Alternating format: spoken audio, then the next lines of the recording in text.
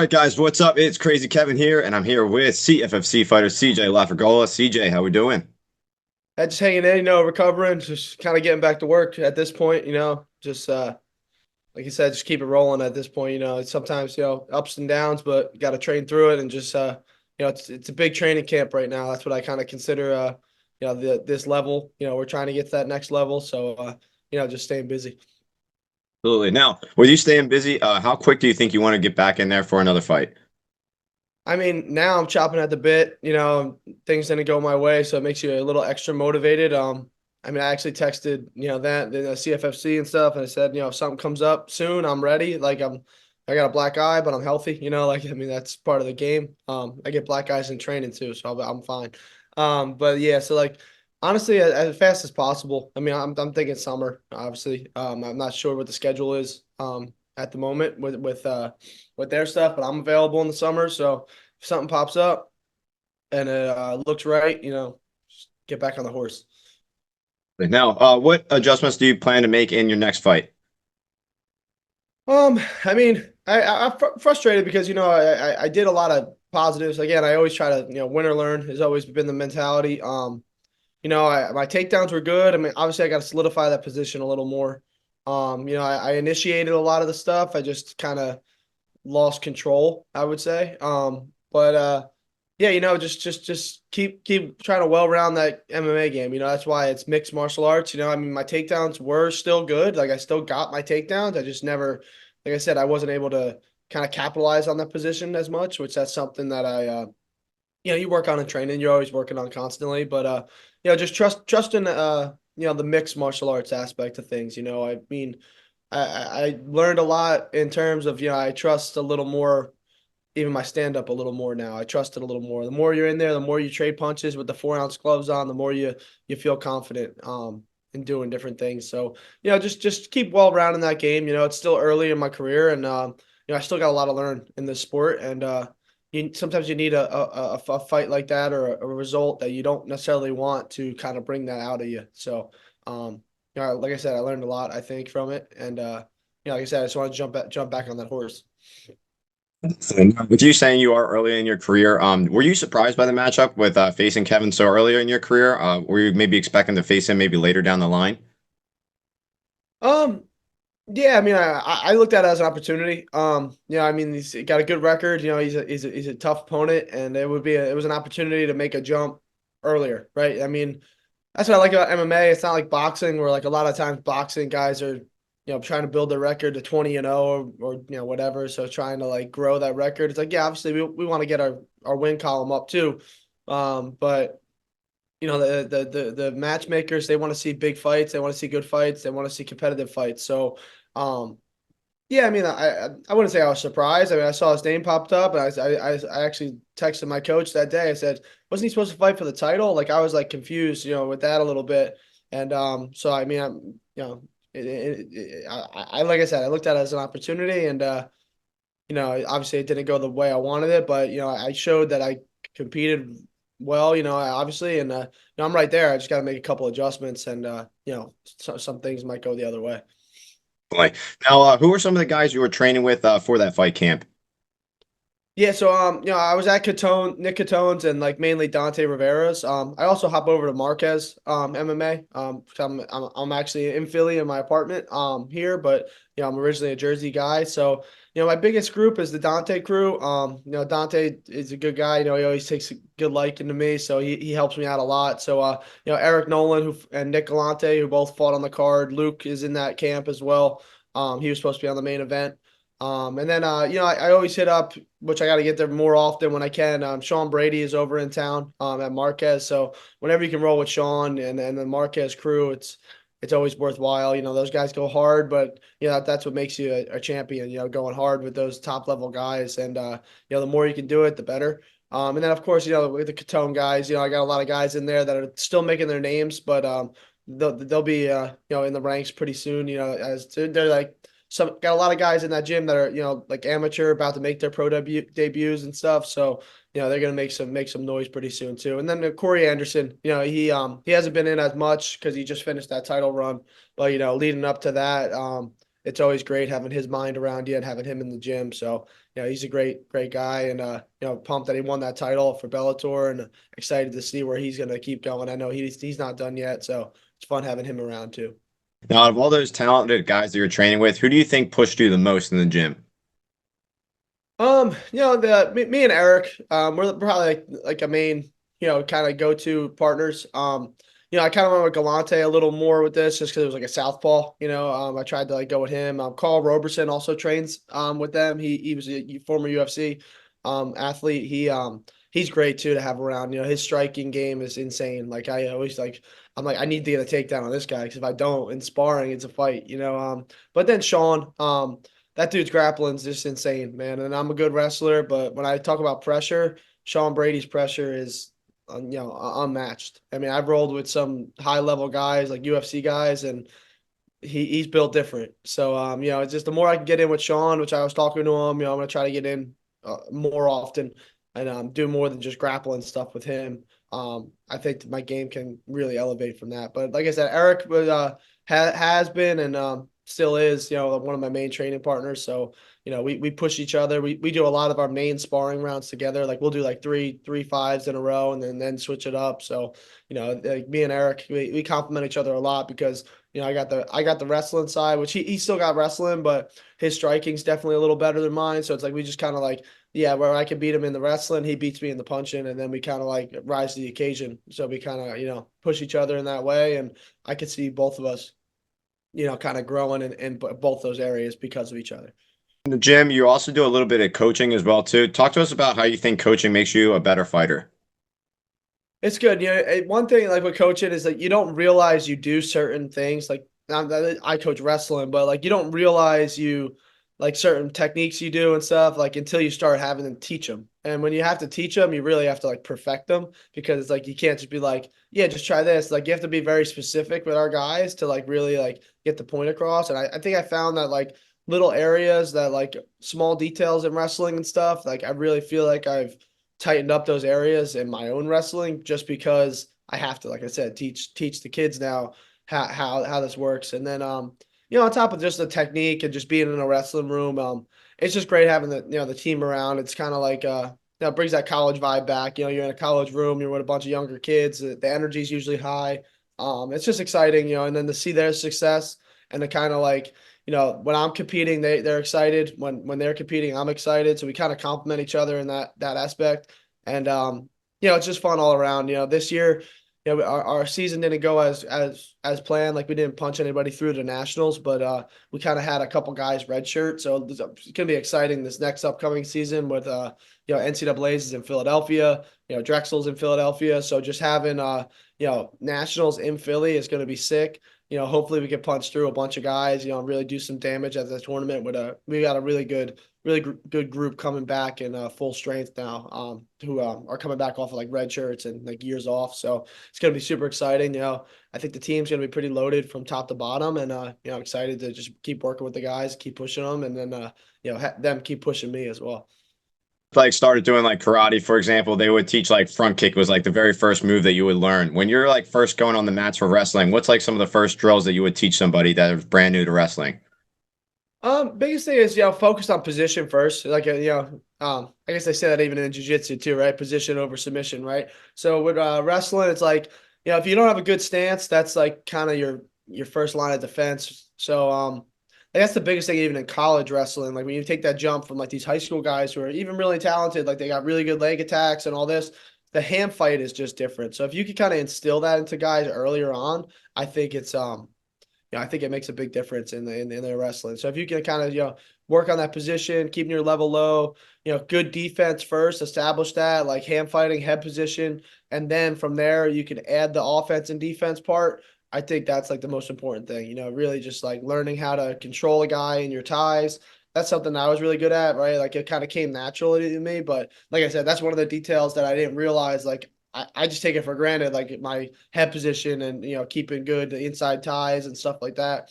And sometimes I realize like these guys weren't taught the way I was taught, so it's like you don't realize it because it just seems second nature to you, but to them it's a new skill. So I think just kind of that's something we've been actually working on as with Drexel a lot is, keeping our forward pressure going, our low level, we call it position and pressure. If you put that position and pressure on the guy, sometimes you'll initiate just a bad shot from him. And it's just like, here's your easy takedown, snap down, go behind. So it's that kind of stuff. When it comes to like double leg takedowns, do you have any advice when it comes to like teaching them? Yeah, I mean, so a lot of it's just confident and going. I mean, like I tell some of our guys, even in college, even with like talking just wrestling versus the MMA and all that, half of it's just having the confidence to change levels and pull the trigger. A lot of my takedowns in college, especially like yeah, there were setups. Obviously, I moved the guy. I was doing stuff, throughout the match to kind of open it up. But when I really wanted that leg, I would lower my level and go. Sometimes I just lower my level, get my hands locked. That's kind of like it. I always say, just grab a leg and see what happens. I mean, sometimes it is a mental block for some of our guys who have they have the athletic ability to shoot that double. They just have to find the timing and just find the confidence to pull that trigger and just believe that you can get that takedown. I mean, we got Jordan Burroughs in our room, so that does help. He comes in at least once or twice a week usually. And then that's half his thing. He has the confidence to put his head in the guy's chest and just send it. So I mean that's half the battle. And then obviously there is some technical stuff. A lot of it's with level changing, timing up those stutters. I mean that's a big thing with doubles, especially if we're talking just wrestling or even fighting. You could set up with the jabs and stuff. It's just getting that guy guessing. Getting him on his heels a little bit, and then once you can kind of find that repetitive timing, that's when you can kind of just pull that trigger and go. But even in like my last fight, there was a couple times where like I think you get the guy thinking, you change your level and you just go, and because you didn't hesitate, he's still thinking about it. And fighting, obviously, you want to get his hands up and then go. But you got to get the guy to think, get him guessing, and then you pull the trigger. But when you pull the trigger, you got to go 100%. Sense. Okay, fair enough. So when it comes to teaching, what age do you think is the hardest age to teach? Oh man, I've been helping out on occasion with the guys at the Catone Gym, the little guys, and it's a lot of fun. The kids laugh, they enjoy it, but sometimes the younger kids are a little trickier. I'm spoiled actually. College is not bad because the kids are there, they're focused, they're locked in, and they already have a lot of teaching under their belt. So it's kind of more like just correcting little things. Like sometimes we can just tell the guys, all right, hit your elbow passes, hit your outside singles. It's like you can just tell them what to do, and then like as you walk around, kind of correct. But I think like that, like I'm gonna go by grade, I guess, like that fourth, fifth, kind of that younger generation. Like if you get the right group, it's really fun and creative. But if you get the wrong group laughing and giggling, it gets a little difficult. So you got to keep them entertained. That's the biggest thing. Not that they don't want to learn, but they want to have fun too. So you got to kind of make a game out of it. So if you can find that line where you can make it fun, like a lot of times we end up doing like a stance game, right? Talk about stance and keeping position, right? So it's like you got to try to trick the guy. Like it's like you copycat kind of drill. So like whatever the one guy does, the other guy does, but then like make it into a game. So it's like, all right, you got to keep a good stance and you got to copy what the first guy's doing, but you know, making it fun and try to make it playful as much as you can for those young guys. That's the hardest thing, but it's the most important thing because if you don't, you lose control. And if you lose control of those little guys and girls, it's a nightmare sometimes. Once you lose one, it's just kind of then the whole class just kind of goes Yep. chaotic. Yeah, so 100%. So, when it comes to your schedule, talk to us a little bit about like what a class with you would be like.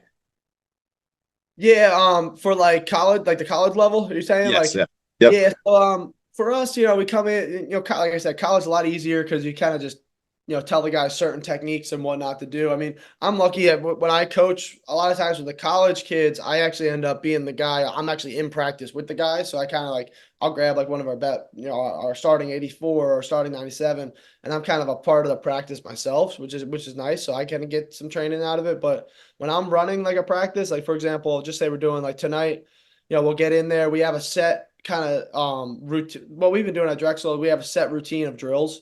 So we'll come out and like we hit like each guy will go for like about 30 seconds each, and we'll tell them to switch. Like we'll hit your elbow passes, your hand fighting drills, like fighting inside, clearing ties, clearing underhooks, down block, head block, find an angle. So we kind of do that almost as our warm up to incorporate it in, and also just to force our guys to get that repetitive, mindset. So they kind of hit that for That probably takes about 5 to 10 minutes at the most. After the initial warm up, like the jog around, that's pretty much self ran at this point. So like they warm up for like 10 minutes. They kind of hit those set of drills for like 5 to 7 minutes, and then we kind of hit like blocks. Like at this level, we kind of do blocks of time, like depending on what we're working on specifically. Like now we're kind of leading into like freestyle season, which is cool. So we have some guys going out to Vegas. I'll be going out to Vegas with them next week. Some young guys doing the U20s, because the Olympic trials are actually this weekend. So like the Olympic year, usually U.S. Open is the same time as the U20s, but we're just going out with the young guys this year to Vegas. So we're kind of focused a little more freestyle. So like in those blocks, we'll be like working on, like I said, forward pressure, pushing the guy to the edge, edge of the mat wrestling.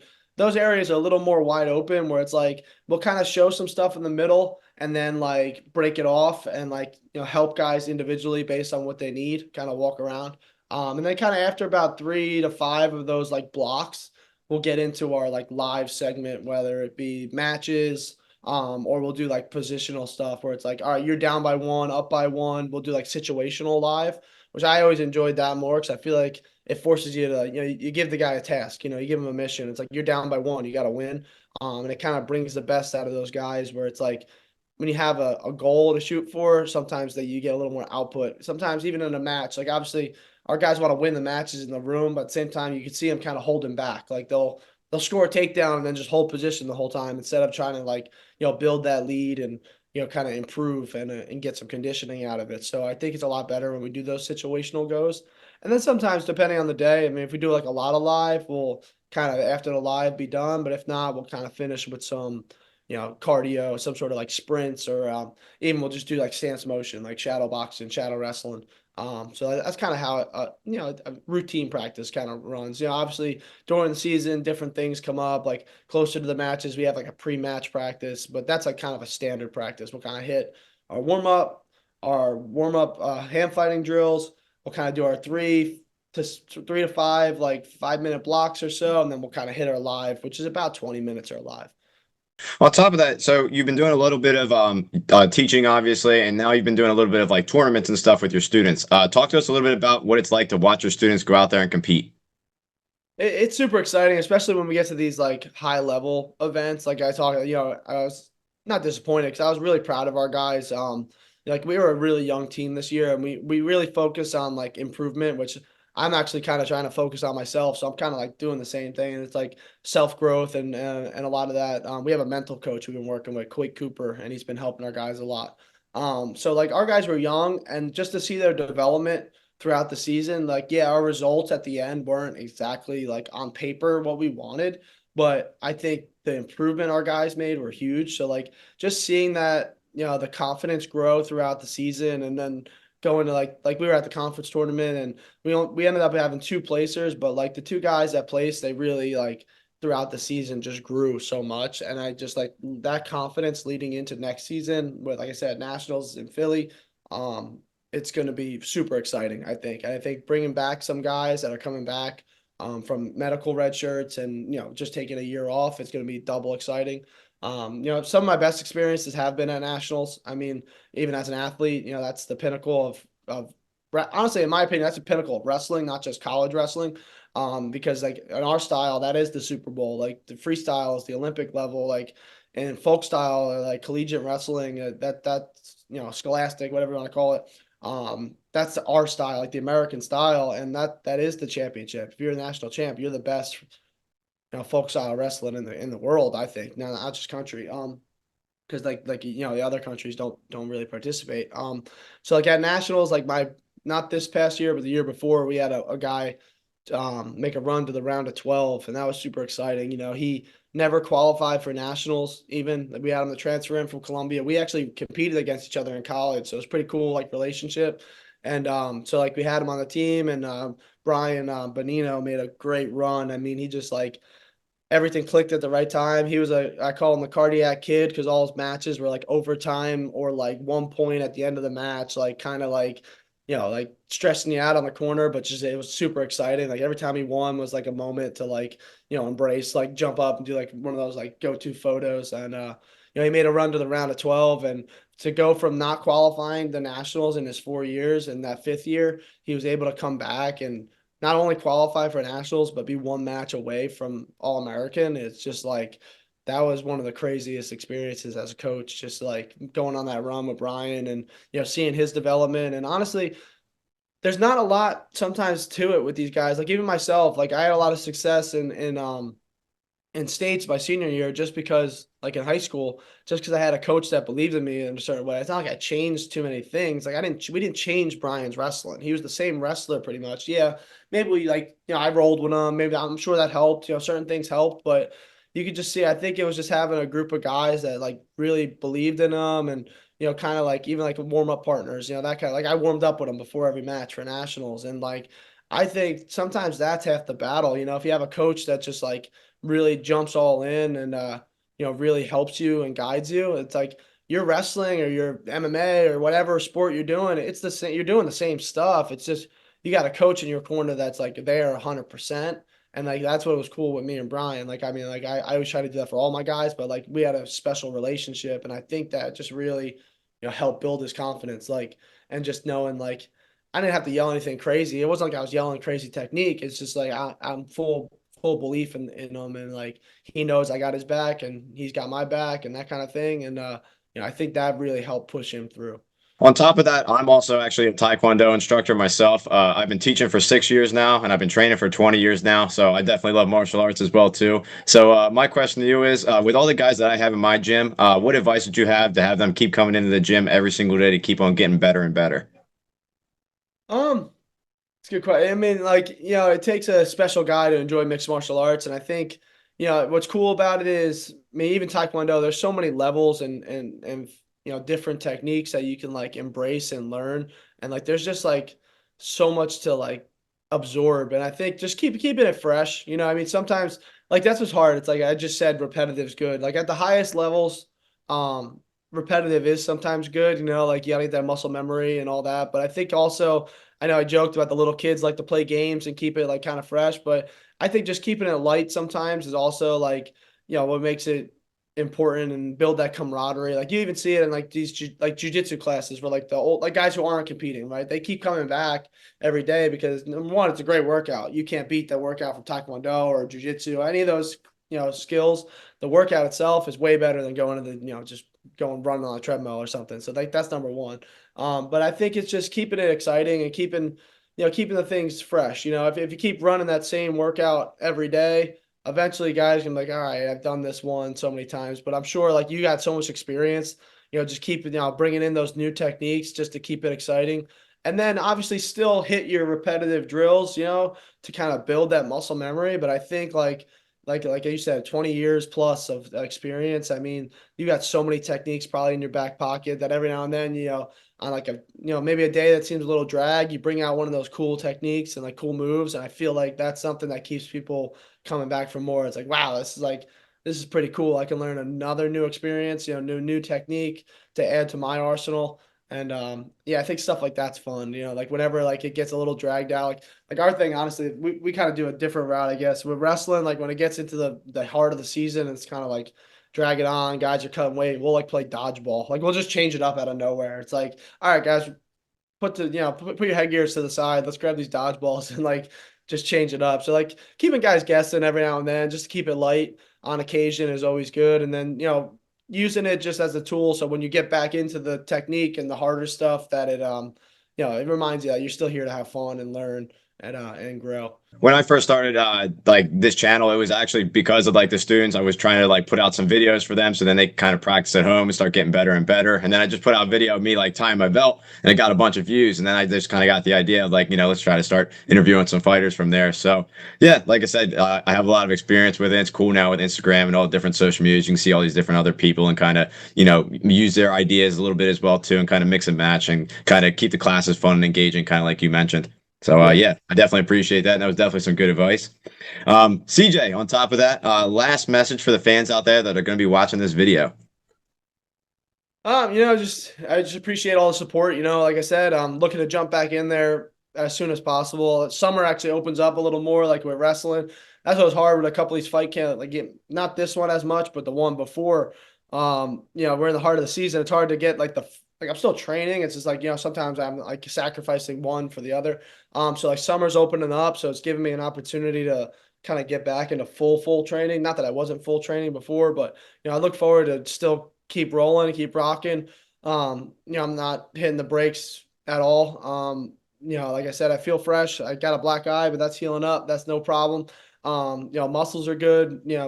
Everything else is good. So I'm just ready to rock, and I appreciate all the support. I always got an army behind me. And I just want to just get back in there, and I want to be able to put on a show and kind of perform to my capabilities still. Like I think I still have a lot in there that's hasn't been shown, and I think I'm learning the right way to kind of, I guess, get that out there on the big stage. So I appreciate the support, and I just want to keep rocking. And this journey is a long journey always. I'm still young in the sport, which is crazy. Like 26 is still young for MMA, believe it or not. Like these guys are making it through at like 30 and stuff. So like I got some time. I'm not saying I want to waste time, but I got time to learn still, and I just want to just keep rocking. Hopefully you can get one booked and maybe the summertime, like you mentioned. And thank you once again for coming on. It means a lot to me. And again, we're looking forward to your future career with your fights.